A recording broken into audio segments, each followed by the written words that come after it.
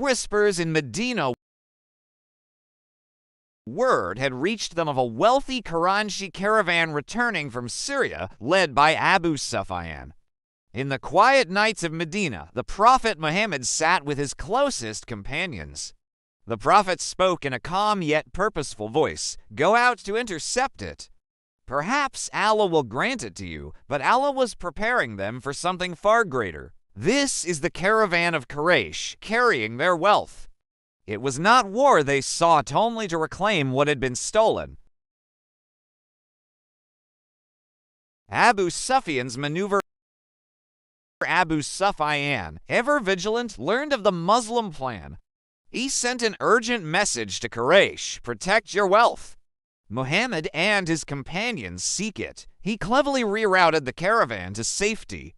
Back in Mecca, Abu Jahl, full of arrogance, refused to retreat. We will go to Badr, slaughter our camels, drink wine, and let all Arabia hear of our greatness. It was pride that would lead them to ruin. We will not say as the children of Israel said to Moses, ... We will fight by your side. The Prophet consults his companions when news arrived that Quraysh was marching with 1,000 warriors. The Prophet gathered his companions. Al-Miqdad ibn Amr stood up. O Messenger of Allah, go where Allah commands you. Then Sa'd ibn Mu'adh, representing the Ansar, declared, We believed in you and followed you. If you cross the sea, we will follow without hesitation. Tears filled the Prophet's eyes. March forth, and may Allah bless you. The night before Badr, the Muslims camped on the plain of Badr. Only 313 stood against 1,000. That night, the Prophet prayed endlessly beneath the stars, weeping and calling out, O Allah, if this small group perishes, there will be none left to worship you. His cloak fell from his shoulders. Abu Bakr embraced him gently, whispering, Enough, O Messenger of Allah, Allah will fulfill his promise.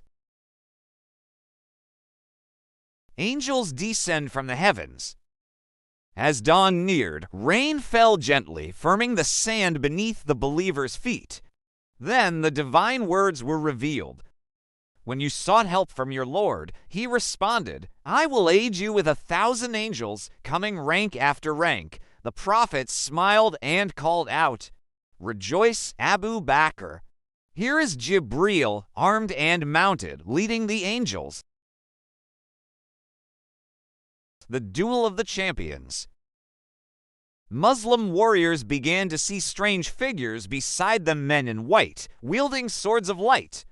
3 of Quraysh's fiercest warriors stepped forth, Utbah, Shayba, and Al-Walid. From the Muslim side came Hamza, Ali, and Ubaidah ibn al-Harith. Swords clashed, dust rose, Utbah and Shayba fell.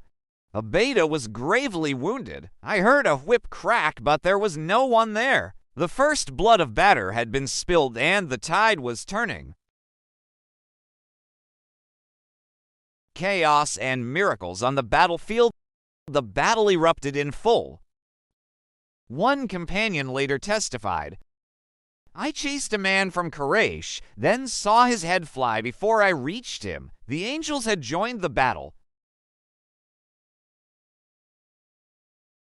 The fall of Abu Jahl. Abu Jahl, the pharaoh of this nation, stood firm until he was struck down and left bleeding. Over 70 Quraysh were slain, and 70 were taken captive, including the Prophet's own uncle, Al-Abbas. Abdullah ibn Madid found him barely alive. He seized his beard. Has Allah disgraced you, enemy of God? Abu Jahl gasped defiantly. What disgrace is there in the death of a tribal chief? With that, the tyrant of Mecca breathed his last. The captives of war. Some were ransomed. Others, like Zayd ibn al-Dathina, embraced Islam. The battle ended. The Prophet consulted his companions. Umar said, Let us execute them. They are the enemies of Allah. Abu Bakr offered. They are our kin. Perhaps Allah will guide them. The Prophet shows mercy.